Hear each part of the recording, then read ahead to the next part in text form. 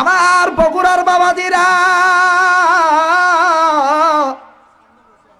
জহুরুল নগরে যে কথাটা আমি বলছিলাম বাজান গভীর মনোযোগ দিয়ে শুনবেন। আমার ভাইরা 2007 সালের এপ্রিল মাসে ভারতের জমিনে মোস্তফা হোসেনি সঙ্গ নিয়া, নুরুল ইসলাম অলিপুরীর সঙ্গ নিয়া আমি গুনাহগার কলিকাতার আগারতলায়, জলপাইগুড়ি, শিলিগুড়ি, হিমালয় পর্বতের কাছে আমি গুনাহগার যখন ইসলামী সেমিনারে বক্তব্য দেওয়ার জন্য একটা চান্স পাইলাম, আমার বাবাজিরা রে 12 মিনিট সময় পাইলাম। সময় পাওয়ার পর আমি মন্ত্রণাদি পাঠ করলাম, এরকম মন্ত্রণাদি। আর এই মন্ত্রণাদি শুনি একজন নয়, দুইজন নয়, কয়েকজন হিন্দু ব্রাহ্মণ আমার বিরুদ্ধে খেপে গেল। ও বন্ধুগণ, আমাকে ডাক দিয়ে বললেন, মৌলবী তুমি যেই মন্ত্রণাদি পাঠ করলে এই মন্ত্রণাদি দ্বারা প্রমাণ করে দিবা আল্লাহ সত্য, নবী সত্য, কোরআন সত্য। প্রমাণ যদি না করো তোমার বিরুদ্ধে কিন্তু ফাঁসির অর্ডার হয়ে। আমার ভাইরা রে, এমন বেকায়দায় পড়ে গেলাম বাবাজি। কয়েকজন হিন্দু ব্রাহ্মণ আবার কলিকাতার থেকে পুলিশগুলো খবর দিয়ে নিয়ে আসলো। পুলিশগুলো পিকআপ ভ্যান নিয়ে চলে আসলো, আমি গুনাহগারকে জিম্মি করে নিয়ে গেল। আমার ভাইরা রে, একদিন নয়, 2 দিন নয়, 3 দিন কারাগারে কারাভুক্ত অবস্থায় থাকা লাগলো। বাজান রে, অন্যায় আমার একটাই ছিল, ইসলামের পক্ষে কথা বলা। পানির পিপাসায় কলিজা শুকা যায়, কন্ট্রোলে শুকা যায়, আমি পানি পানি বলে চিৎকার করি, শয়তানগুলো পানি দেয় না। আমার ভাইরা, অনেকক্ষণ পর 1 গ্লাস ঠান্ডা পানি নিয়ে আসে, জেলখানার সিটের মাঝখান দিয়ে ধরে পানিটা নেওয়ার জন্য হাত বাড়াইলাম। এই শয়তানগুলি আমার হাতে গ্লাসটা না ছেড়ে দিয়ে, আমার ভাইরা আমার হাতে গ্লাসটা না দিয়ে এই শয়তানগুলি গ্লাসটা জমিনে ছেড়ে দিল। গ্লাসটা পাকা পিল্ডে ভরে ভেঙে যায়। পানি খাওয়া আমি গুনাহগারের নসিবে হয় না। আমার ভাইরা, এমন একটা বিপদ পত্র পত্রিকায় দেখে দিলেন, কলিকাতার আগারতলায় 2007 সালের শুরুর দিক দিয়া। আমার বন্ধুগণ, আমার ভাইরা, ওই যে ওলামায়ে কেরামকে হয়রানিমূলক শাস্তি দেওয়া হয়েছিল, আমার ভাইরা আব্দুল খালেক নামে যেই ছেলের ফাঁসির হওয়ার কথা ছিল, সেই ছেলে আমি গুনাহগার আব্দুল খালেক শরীয়তপুরি। আমার দয়ার আল্লাহ, আমার দয়ার মাওলা কেমন করে সেই ময়দান থেকে বাঁচায় আনলো। আমার ভাইরা, ক্ষুধার তন্ত্র সহ্য হয় না, অনেকক্ষণ পর একটা রুটি জেলখানার সিটের মাঝখান দিয়ে ভিকে মারে। এই রুটিটা ধুলাবালির মজমায় পড়ে যায়। রুটিটা আমি ধীরে ধীরে খায়ার মাওলার দরবারে বলি, মাওলা রে, তুমি কি আমাকে এই আযাব থেকে মুক্তি দিবা না? আল্লাহ, আল্লাহ গো, তুমি কি আমাকে এখান থেকে মুক্ত করবা না? ও বন্ধু, সরমনা পিসা হুজুর, মরহুম পিসা হুজুর বদুল করিম রহমতুল্লাহ আলাইহি, ওনার দরবার যখন খবর চলে গেল, আমার ভাইরা সচিনার দরবার যখন খবর চলে গেল, আইনুদ্দিন আলাদ রহমতুল্লাহ আলাইহি আমার ভাই, আমার বন্ধুগণ, আমার বন্ধুবার, আমার সম্মানিত বড় ভাই, ও বন্ধু ডক্টর না মুসলিম সিরাজুল ইসলাম সিরাজি, যৌথভাবে ওলামায়ে কেরাম দেখেন কেমন করে সহযোগিতা করলো। খবরটা পাওয়ার পর যশোরী মুন্সি মোহাম্মদ মেহেরুল্লাহর ছেলে আনোয়ার মোহাম্মদ মেহেরুল্লাহর কাছে খবর দিল, বাবাজি আনোয়ার মোহাম্মদ মেহেরুল্লাহ আদালতের অনুমতি ক্রমে আমার সাথে ফোনের মাধ্যমে কথা বলে ডাক দিয়ে বললেন, আব্দুল খালেক ভাই, আপনাকে তো তাদের এই বিচারের কার্যালয়ে দাঁড় করাবে, তবে কার্যালয়ে দাঁড় করানোর আগে আমি আপনার কাছে শুনতে চাই, আপনি কোন মন্ত্রগুলো পড়ছেন, আপনি আমাকে একটু শোনায় দেন। আমি বললাম, ভাইয়া 1 নম্বর মন্ত্র পড়েছি, লা ইলাহা হরতি পাপ মইল্ল ইলাহা পরম পদম জন্ম বৈকুণ্ঠময় পরিণতি তজ্জপিন মুহাম্মদ। 2 নম্বর মন্ত্র পড়ছি, একং ব্রহ্মং স্রষ্টা নিহনা নাস্তিং কিঞ্চং। এবার বললো 3 নম্বর মন্ত্র বললো, আমি 3 নম্বর মন্ত্র বললাম, মদ দরিতা দরিতার নমস্ত নমস্ত প্রণাম প্রণাম দরিতা দরিতা। এবার বললো 4 নম্বর মন্ত্র বলো।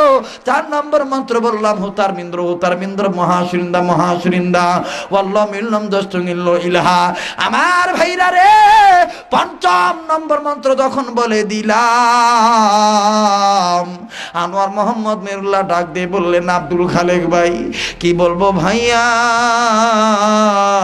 আমার বাবা মুন্সি মোহাম্মদ মেরুল্লাহ হক কথা বলার কারণে আমার বাবাকে কলিকাতার হিন্দুরা বাতির সাথে বিষ খাওয়া মেরে ফেলে দিয়েছে।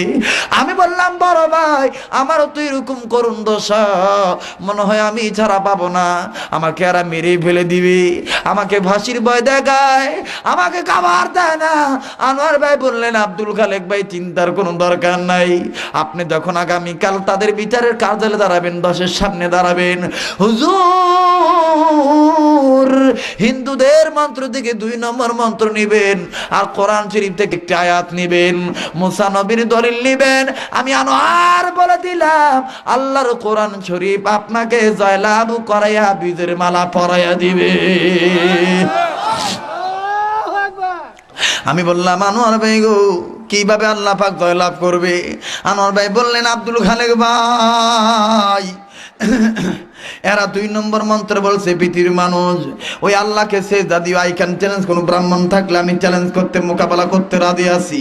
ও বন্ধুগণ বেদ কিতাব পড়ে দেখবেন এই কথাগুলো এইভাবে লেখা আছে। বর্তমান বেদ কিতাব তো সংস্করণ করা হয়েছে, কাটছাট করা হয়েছে। আমার ভাইরা আনোয়ার মোহাম্মদ মেরুল্লাহ ডাক দিয়ে বললেন, আব্দুল খালেক ভাই হিন্দু জাতিরা বলছে পৃথিবীর মানুষ ওই আল্লাহর প্রমাণ দিয়ে যায়, ওই আল্লাহর পরিচয়টা দিয়ে যায়, এক আল্লাহর পরিচয়, একং ব্রহ্মং স্রষ্টানে নানা সিংকিন্টং। আল্লাহ বলতে এক আল্লাহ, আল্লাহর কোনো শরীকই নাই। আর আল্লাহর পাওয়ার হইল সৃষ্টি হইয়া স্রষ্টা আল্লাহকে দেখতে গেলে চোখ কানা হয়ে যাবে, নূরের কারণে দেখা যাবে না।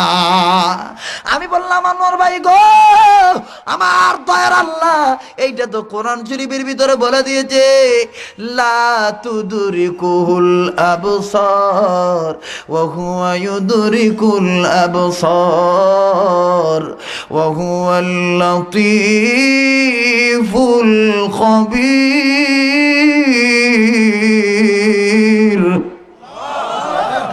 আমার ভাই বললেন, আব্দুল খালেক ভাই এই আয়াতটা আপনি নিবেন আর ওই 2 নম্বর মন্ত্র নিবেন, মুসা নবীর দলিল নিবেন, দেখবেন আপনি যা লাভ করবেন।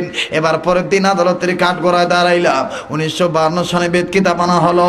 উকিল মহোদয় জিজ্ঞাসা করলেন, মৌলবি প্রমাণ করো।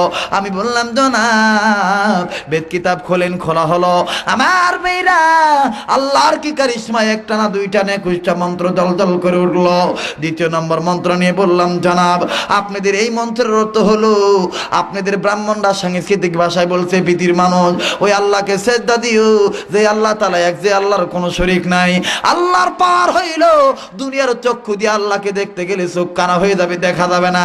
আমি বললাম জনাব আপনারা বুকে হাত দিয়ে বলেন তো দেখি, আপনারা তো দুর্গাকে দেখে দেখে পূজা দেন, কালীকে দেখে দেখে পূজা দেন, লক্ষ্মীকে দেখে দেখে পূজা দেন, কোনদিন কি আপনাদের ভগবানকে দেখতে যে চোখ কানা হয়েছে? কয় না তো হুজুর, তা তো হয় নাই। আমি বললাম জনাব তাইলে এই দলিল আপনাদের আল্লাহর না? আল্লাহু আকবার। এই দলিল আপনাদের না, এই দলিল হলো মুসলমানদের দলিল। আনোয়ার মোহাম্মদ মেরুল্লাহ ডাক দিয়ে বললেন, আমার ভাইরা উকিল মহোদয় ডাক দিয়ে বললেন, আব্দুল খালেক হুজুর বলেন কেমন দলিল? আমি বললাম জনাব মুসা নবী আল্লাহকে বলছিল, রব্বি আরিনি, মাওলা তোমার দেখতে চাই। আল্লাহ বলছিলেন তারানি, না রে মুসা না, তুই দেখতে পারবি না। মুসা নবী শোনে না। আমার ভাইরা আল্লাহ পাক মুসা নবীকে তুরবারে দাওয়াত দিলেন, তুরবারে চলে গেল। আমার ভাইরা মুসা নবী বেহুশ হয়ে পড়ে যায়, তোর পাহাড় দলে পড়ে সরকার হইয়া যায়। ও বন্ধু এইরকম তথ্য তখন দিয়ে দেই আমার ভাইরা।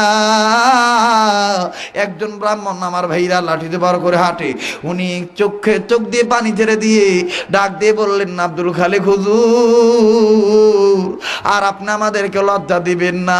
কি বলবো, দুঃখের কথা, আজ গেল না মনের ব্যথা। বাবা ছিল ব্রাহ্মণ, আমি হইছি ব্রাহ্মণ।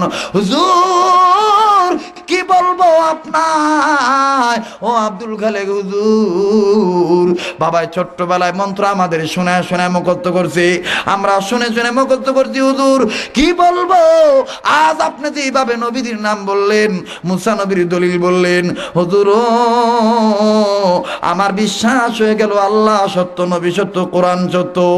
আমার ভাইরা রে, এই ব্রাহ্মণ ডাক দিয়ে বললেন হুজুর আমি আর দেরি করতে চাই না, আমি আর জাহান্নামে দলে থাকতে চাই না, আমি আর সুযোগ পাই কি পাই না আমি জানি না হুজুর, ও হুজুর আমার দলের লোককে কি বলে বলুক, আমি আর দেরি করব না, এক্ষুনি আমারে তওবা পড়িয়া কালেমা তুইবা পড়িয়া মুসলমান বানায়া দেয়।